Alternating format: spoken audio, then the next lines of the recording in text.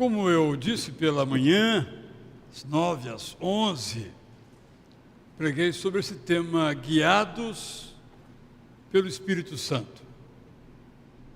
Na minha opinião, ou no meu desejo, essa certeza de que somos guiados pelo Espírito Santo é o nosso maior, se eu pudesse assim usar a expressão, nosso maior recurso.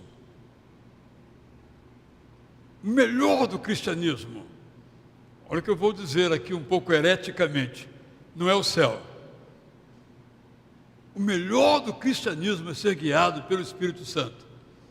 E é claro que vamos chegar lá. Porque nós temos nossos temperamentos, nossas histórias, as opiniões, os desejos, as escolhas. Como é que fazemos a nossa jornada? Então, o melhor presente que nós recebemos, e disso decorrem todas as outras bênçãos divinas, é sermos guiados pelo Espírito Santo. Eu procurei mostrar pela manhã, então, que em torno da doutrina do Espírito Santo, infelizmente, há pouca compreensão, levando a que nós releguemos o Espírito Santo a um lugar terciário na nossa teologia ou reflexão. E há também disputas. E uma pessoa colocou no nosso canal dizendo, os batistas sabem tudo, porque foi a impressão que eu certamente passei sobre ela ao comentar os textos bíblicos, mas eu parto de um pressuposto. Eu parto do pressuposto que naquelas coisas que são realmente importantes, a Bíblia é absolutamente clara e objetiva. Podemos ler um texto que às vezes podemos interpretar de um modo ou de outro, mas naqueles pontos chaves, a Bíblia é absolutamente, eu vou usar a expressão outra vez, objetiva.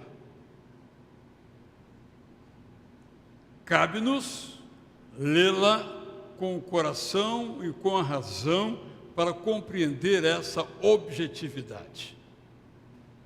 Então, eu disse pela manhã que nós não estamos na era do Espírito Santo, como já disseram alguns autores, nós estamos na era da Trindade. Abraão viveu na era da Trindade. Davi viveu na era da Trindade. Paulo viveu na era da Trindade. Tiago viveu na era da Trindade. E nós vivemos na era da Trindade. Porque quando o Filho fala, o Pai fala.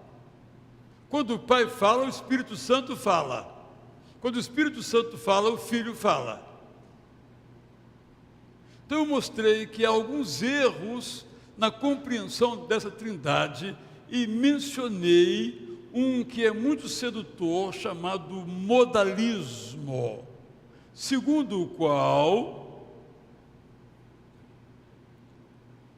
as três pessoas são distintas, mas agem de um modo em sequência, agem de um modo consecutivo. Primeiro o Pai, Antigo Testamento, depois o Filho, Novo Testamento, e depois o Espírito Santo a partir de Atos. Isso é o modalismo. Eles não agem simultaneamente, concomitantemente. Por isso é uma heresia. O que nós cremos é que eles agem ao mesmo tempo. Eu aprecio muitíssimo aquela experiência de Estevão, que viu os céus abertos e viu o Pai e viu o Filho ao mesmo tempo. Estou dando esse destaque porque é muito sedutor em nossas dificuldades de entender a Trindade, imaginar assim, a era do Pai, Antigo Testamento, a era do Filho, Novo Testamento, a era do Espírito Santo. Desde a criação, os três estão juntos. Claro que a Trindade nos coloca muitas dificuldades de compreensão. Eu sublinhei também outros ensinos. Eu recomendo a você, com um pouquinho de paciência, acompanhar o culto das 9 e depois das 11. Eu disse também outras coisas, quero só recapitular aqui. Eu disse que o Espírito Santo não é propriedade de nenhuma agremiação religiosa, seja Assembleia de Deus, Renovação Carismática ou qualquer outro modo de organizar a fé nessa perspectiva pentecostal. Também o Espírito Santo não é nossa propriedade. Não somos nós que sabemos tudo sobre o Espírito Santo. Estamos todos no mesmo caminho. Isso para dizer, então, por exemplo, que quando nós lemos detidamente o relato de Atos, capítulo 2, nós vemos que aquelas línguas ali eram línguas naturais, eram idiomas. E ali, Pedro discursava em aramaico, e os seus ouvintes que vinham de várias partes do mundo ouviam em sua própria língua. Na linguagem tecnológica, houve uma tradução simultânea, só que pelo Espírito Santo e não por nenhum equipamento. Mas também eu disse que quando nós prosseguimos lendo o mesmo livro de Atos, já no capítulo 10, e depois a carta de Paulo aos Coríntios, que os cristãos, nossos pais na fé, desenvolveram uma outra maneira do dom de línguas, que é quando a pessoa ora de um modo espiritual, com pensamentos e palavras vindos do Espírito Santo, sem que nem ela saiba qual é o significado. Essas manifestações são dons de Deus, tanto um quanto o outro, e são raros. Mostrei também, ao longo do segundo culto, que não há lugar para o chamado cessacionismo. Cessação, cessou, que aqueles dons espirituais, sejam de Atos, seja de Corinto, ou Romanos, ou Efésios, que esses dons não existem mais. Citei aqui 2 autores presbiterianos, um muito conhecido nosso, Augusto Nicodemos Lopes é um deles, bem conhecido, uma pessoa admirável, em que ela entende que esses dons foram só no período do Novo Testamento, que hoje não existem mais. O meu problema é, se eu digo que isso existe e isso não existe, quem decide? Sou eu. Eu faço minhas escolhas.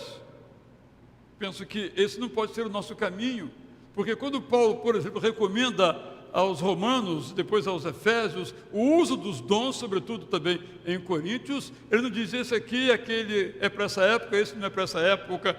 Ele nos orienta a usarmos sempre os melhores dons.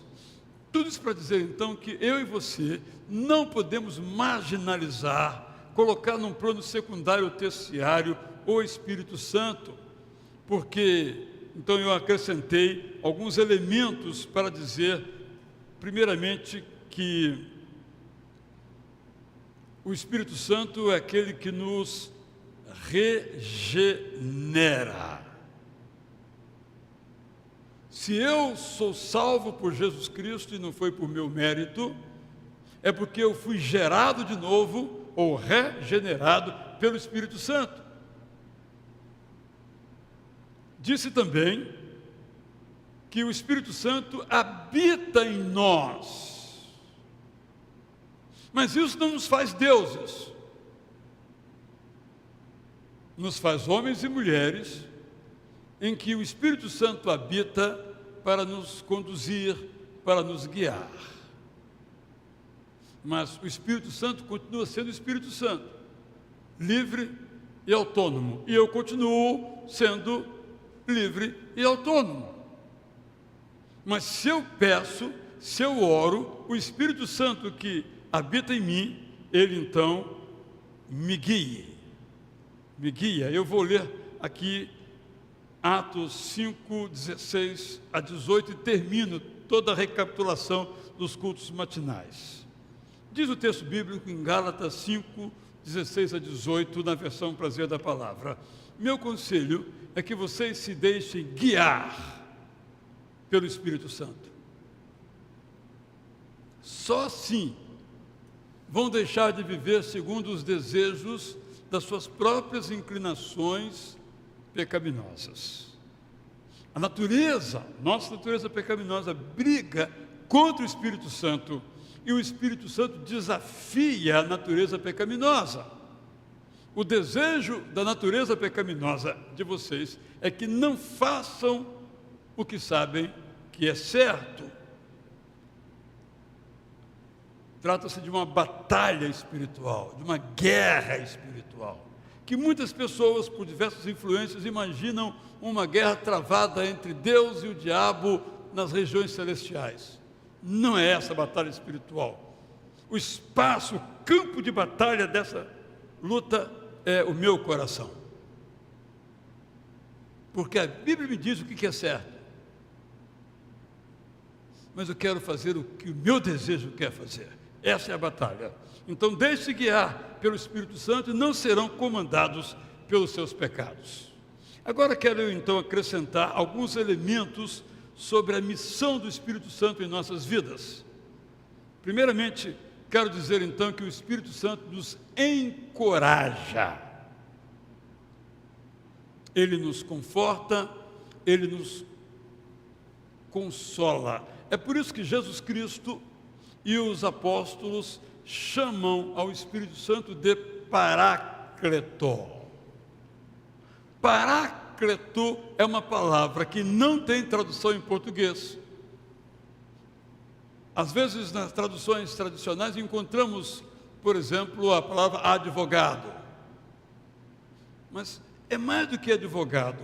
O Paráclito é aquele que está ao nosso lado na hora da dificuldade. Ou é aquele que nos fortalece. As traduções tradicionais trazem consolador. Eu decidi usar a palavra encorajador. O Espírito Santo é aquele que nos encoraja. O apóstolo Paulo nos dá uma palavra em Timóteo, em que ele diz que Deus nos deu o espírito de coragem, não de medo. Irmãos, é isso que o Espírito Santo faz conosco. Quando tendo que enfrentar um desafio, uma missão, uma tarefa, nós não sabemos como fazer, mas o Espírito Santo nos capacita, nos encoraja. Eu vou ler então o que Jesus ensinou sobre o encorajador, João 16, 8 a 15. Em seguida, Jesus passou a descrever a missão a ser desenvolvida pelo encorajador, Paráclito no grego, que é o Espírito Santo do Pai eterno e do Filho Jesus. Disse ele: é o encorajador que mostrará às pessoas os seus pecados, dos quais precisam se arrepender.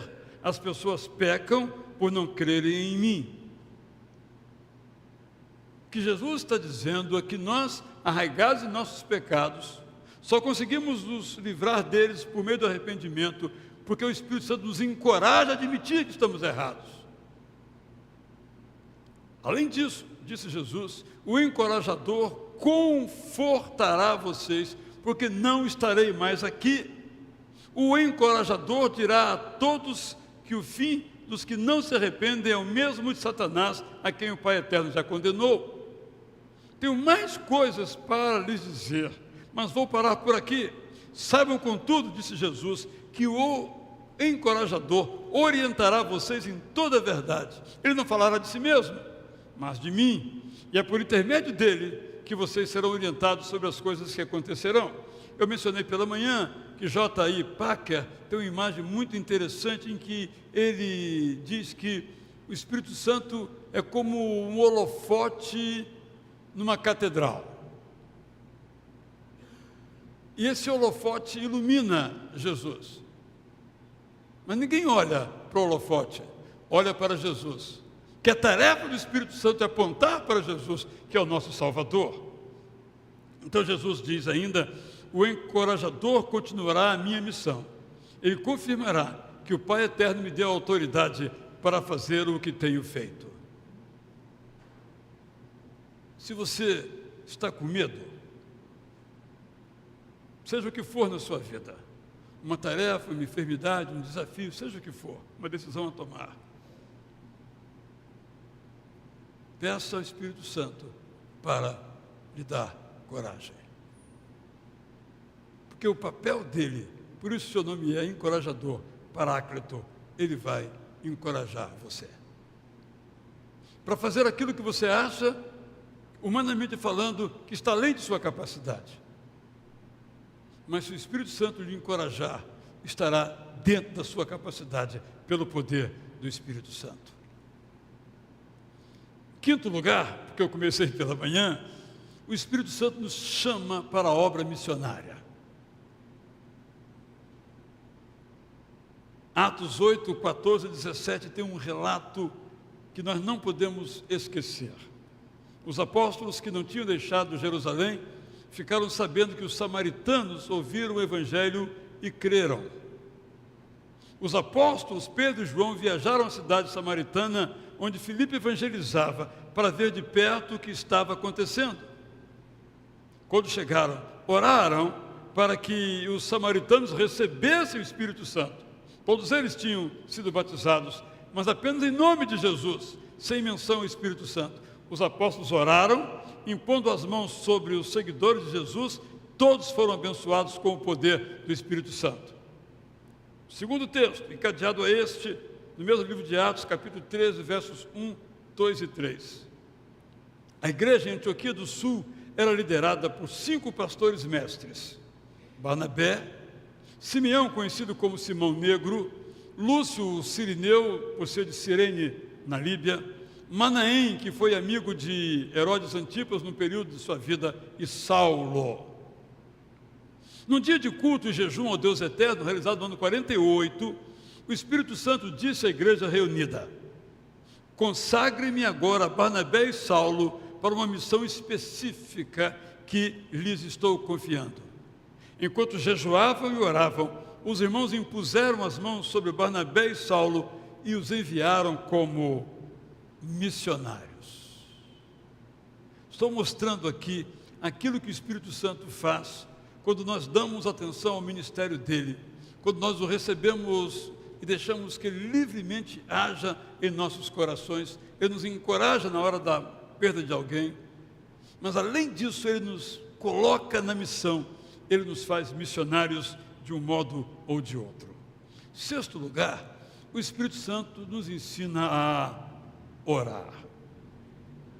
Quem de nós aqui é capaz de dizer, eu sei orar? Estamos na escola da oração. Mas o Espírito Santo nos ensina a orar. Vou ler então um texto apenas, na verdade 2, sobre isso, Romanos 8, 26 a 27, em que o apóstolo Paulo diz assim: de fato, somos fracos, tão fracos que não sabemos orar. Irmãos, quantas vezes eu e você nos colocamos diante do Deus Eterno em oração e dizemos: meu Deus, eu não sei o que te pedir, mas eu te peço.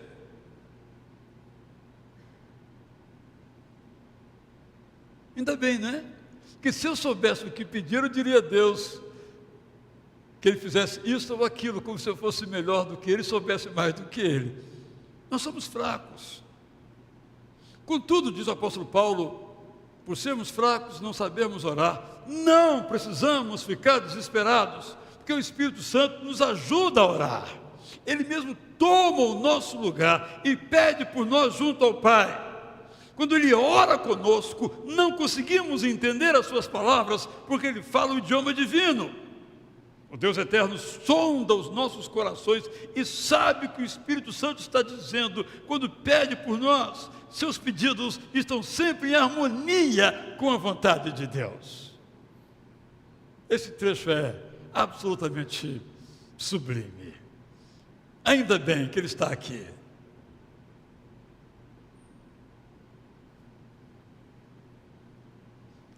Às vezes, nós pedimos coisas a Deus, cuja resposta nós nunca veremos. Pais oram por seus filhos nessa ou naquela direção e morrem sem ver a sua oração atendida. E às vezes, décadas depois, aquela oração é respondida. Às vezes você tem um familiar que quer ver aqui do seu lado, ora por ele, mas ele não vem à igreja. Você morre, algum tempo depois, essa pessoa passa a frequentar a igreja, a oração foi respondida. Quem orou não viu. Por que Deus faz isso? E às vezes isso acontece durante a nossa vida, mas às vezes não acontece. Porque Ele faz isso, nós não sabemos. Deus eterno sonda os nossos corações e sabe o que o Espírito Santo está dizendo. Não sou eu que estou dizendo porque eu não sei dizer, é o Espírito Santo que está dizendo. E quando Deus eterno ouve aquilo que o Espírito Santo em meu nome está dizendo, o Pai olha o meu coração e entende o que eu estou pedindo.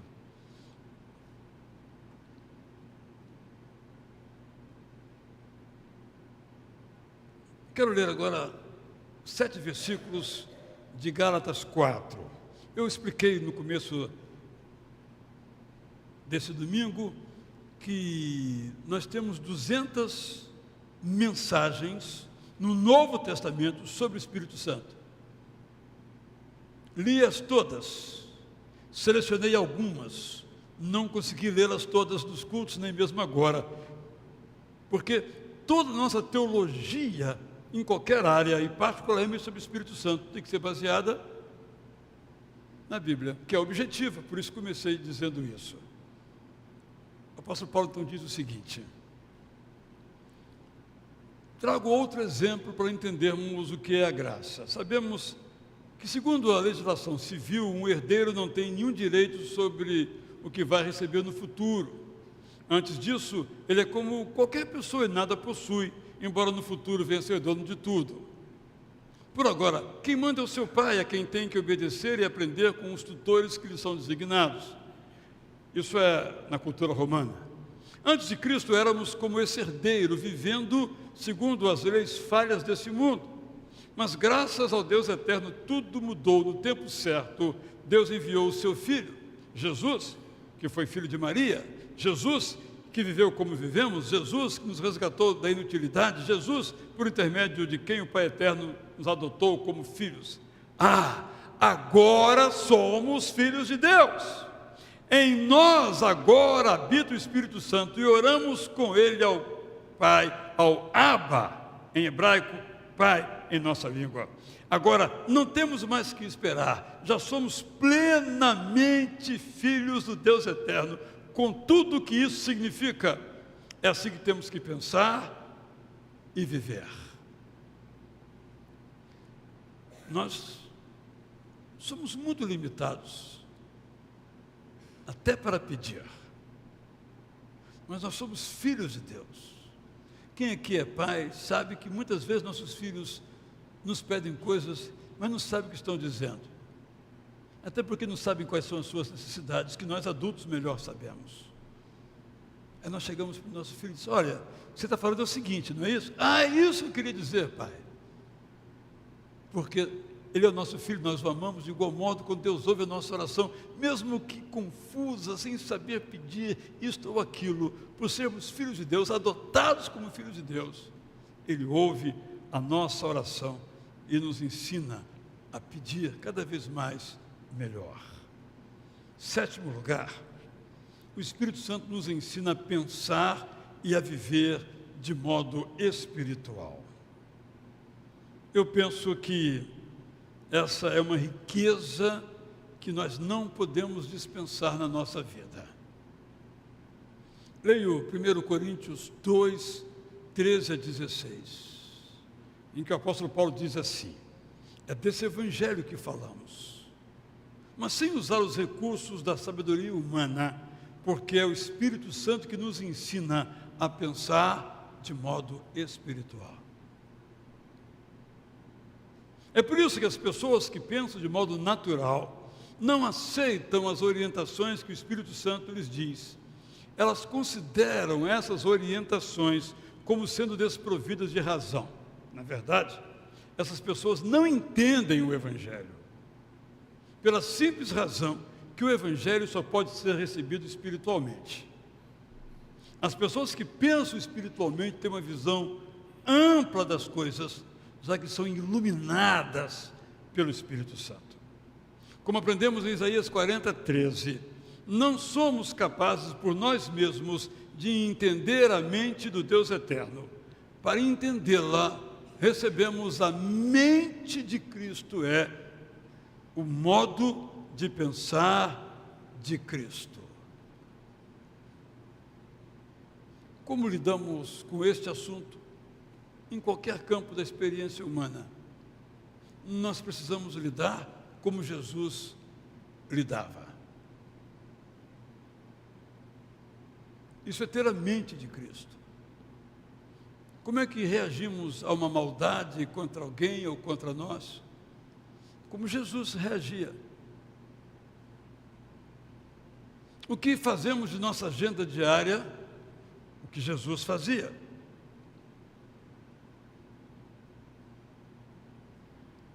O apóstolo Paulo prossegue no capítulo 6, 18 a 20, nos falando o que é esse modo de pensar de Cristo. Por isso, diz ele, corram da imoralidade sexual, que é um pecado que vocês cometem contra si mesmos. O corpo de cada um de vocês é a casa do Espírito Santo que habita em vocês. Vocês receberam o Espírito Santo como um presente do Deus eterno. A partir desse momento, vocês não são mais donos dos seus corpos. Na verdade, vocês foram comprados por Jesus. Ele pagou por suas vidas com o próprio sangue. Então, honrem ao Deus eterno com os seus corpos. Mais ainda, ter a mente de Cristo, Paulo nos diz como é, em 1 Tessalonicenses 5, 16 a 22. A alegria seja a marca de vocês. A oração seja constante. Mesmo na adversidade, não parem de agradecer. É a mente de Cristo, que a nossa mente é reclamar.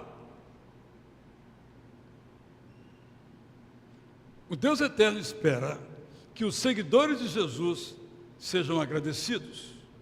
Não apaguem a chama do Espírito Santo nos seus corações. Diferentemente do que fazem alguns, valorizem como indispensável o tempo da pregação da palavra de Deus na igreja, tendo o cuidado de conferir o que é dito com a própria palavra, para que só o que é certo seja aceito. É desse modo que vocês não serão levados a fazer o mal. Mas leio ainda mais um texto, Judas, versos 20 a 23. Continuem crescendo na belíssima fé que têm em Jesus Cristo. Para tanto, orem com toda a confiança no poder do Espírito Santo. Mantenham seu amor pelo Deus eterno, confiem na constante bondade do nosso Salvador Jesus Cristo, que os está conduzindo à vida eterna. Sejam pacientes com os que têm alguma dúvida. Proclame o Evangelho para livrar da perdição o máximo de pessoas. Sejam compassivos com todos, mas sejam cuidadosos para não serem contaminados pelos pecadores.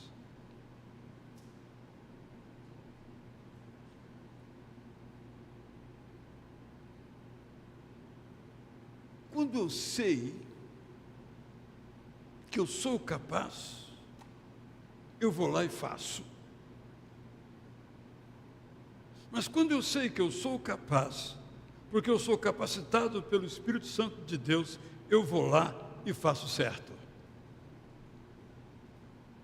Quando eu confio apenas em mim, como se diz na gíria, no meu taco, eu vou lá, até posso acertar, mas geralmente eu erro.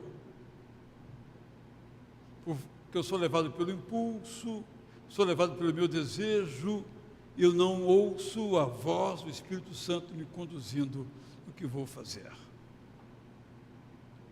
O grande teste ao nosso pensamento ditado pelo Espírito Santo é quando nós somos provocados. Quando alguém faz algo que nos atinge, como é que nós reagimos? Porque eu estar aqui com os irmãos, todos olhando para mim, todos me ouvindo, quem sabe até quando eu sair dizer, que bom participar do culto hoje, é uma coisa. Outra coisa, eu chegar ali embaixo e alguém dizer assim, quanta bobagem você falou hoje. Por exemplo, como é que eu reajo ao elogio? Porque eu sou bom, né? Não é agir de um modo ditado, conduzido pelo Espírito Santo. E quando alguém diz o contrário, eu digo, você que não entendeu, você é burro. Eu não agi de acordo com os ditames, a orientação do Espírito Santo. Mas você me elogia, eu digo, louvado seja Deus, ou qualquer outra expressão que tira de mim o foco, embora com gratidão, eu estou agindo de acordo com o Espírito Santo. E se você diz algo que eu não gosto, mesmo ofensiva, eu não guardo rancor no meu coração, recebo aquela palavra, tiro o que tem de bom naquela palavra, esqueço o que tem de ruim naquela palavra, eu estou agindo de acordo com o que me orienta o Espírito Santo. Qual vida é melhor? Nós sabemos que não há nenhuma dúvida. Quando o apóstolo Paulo fala dos desejos, quando eu sigo o meu desejo, seja de qualquer tipo, e quero realizá-lo de qualquer maneira, eu sei que eu vou ter muito prazer. Mas depois, quando eu cair em mim, eu vou me arrepender. Mas se eu pego esse meu desejo e digo, Espírito Santo, tu aprovas? Se ele aprovar, não vou me arrepender. Mas se ele não reprovar, certamente eu vou me arrepender. O que nós estamos falando aqui, meus irmãos, pode parecer algo muito vago, muito poético, mas tem a ver precisamente de sermos ou desejarmos ser guiados ou não pelo Espírito Santo de Deus.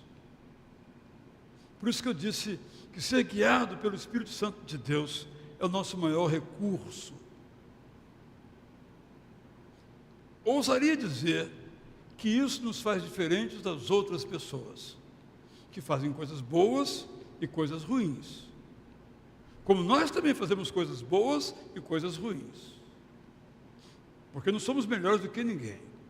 A diferença é que, sendo eu guiado pelo Espírito Santo, cada vez mais eu vou acertar mais. Ou, cada vez mais, eu vou errar menos. A Bíblia chama isso de santificação. Mas a santificação só é possível quando o Espírito Santo nos conduz, quando Ele nos guia. Por isso, com muita beleza e profundidade, o apóstolo Paulo escreve na sua carta aos Gálatas, capítulo 2, eu sou um filho amado de Deus. Então, eu não vivo mais por mim. Eu não vivo mais pelos meus desejos. Eu não vivo mais pelos meus pensamentos. Eu agora vivo por Cristo. Eu olho para mim mesmo e digo, estou longe, mas este é o meu desejo. Não de perfeição, que eu só vou alcançar no céu, mas de cada vez mais eu ser guiado. Cada vez mais eu dizer ao meu desejo, espera aí, que eu vou consultar o Espírito Santo. Mas nós somos rápidos no gatilho. Nosso olho viu, desejou, é agora. E o Espírito Santo fica onde? Repito, eu estou falando de uma coisa positiva, não de uma coisa negativa. Agir de acordo com o Espírito Santo só nos faz bem. Então eu preciso manter viva essa minha conexão com o Espírito Santo. Por isso, eu não posso relegar o Espírito Santo a alguns dons espetaculares, como cura, que é real, línguas espirituais, que é real, ou qualquer outro dom espetacular ou manifestacional. Isso é apenas uma parte. Mas só tem sentido se for edificar a igreja. Edificando a igreja, eu também seja edificado. Nós perdemos o grande privilégio que Jesus nos deu. Olha, eu vou. Li o texto, João 16. Mas eu vou enviar o meu Paráclito, o que vai encorajar vocês, o que vai ensinar vocês, o que vai conduzir vocês, o que vai guiar vocês, o que vai ensinar vocês a obra missionária, o que vai ensinar vocês, inclusive, na arte da oração. O Espírito Santo, desculpe eu estar redundante aqui, é o Deus que está à nossa disposição para uma vida que realmente podemos classificar de feliz. Quando o Espírito Santo nos governa, é um processo de entrega diária. A felicidade se desabrochará diante de nós como um horizonte luzidio e sem fim. Por isso que eu disse que dentro de nós trava-se uma batalha. Eu sei disso. Mas é como se o meu espírito, com letra minúscula, fosse mais sábio, mais competente que o Espírito de Deus com letra maiúscula, que o Espírito Santo com letra maiúscula. E eu quero muitas vezes que o meu espírito prevaleça sobre o Espírito Santo de Deus. Mas eu sou convidado pela palavra de Deus, pelo Antigo Testamento, pelo Novo Testamento, por Jesus Cristo, pelo próprio Espírito Santo a dizer: governa, dirige, toma conta, porque isso é maravilhoso para cada um de nós. Desejo, meu irmão, minha irmã, que você continue amando o Pai Eterno, o Criador dos céus e da terra. Que você continue amando a Jesus Cristo, que nos introduziu a salvação por meio da cruz. E que você também ame e adore ao Espírito Santo. E diga: venha me guiar, venha me conduzir, venha me trazer plenitude de vida que há onde o Espírito Santo de Deus está. Não vamos nos perder em controvérsias com aquele ou com este sobre o Espírito Santo. Vamos viver no poder do Espírito Santo. Isso é o melhor que nós podemos fazer. Esse é o grande recurso que o Deus eterno nos concedeu. Eu acho que nós, pelo nosso racionalismo, podemos usar nesses termos, temos perdido esse grande conselheiro. Também uma tradução muito boa para Paráclito.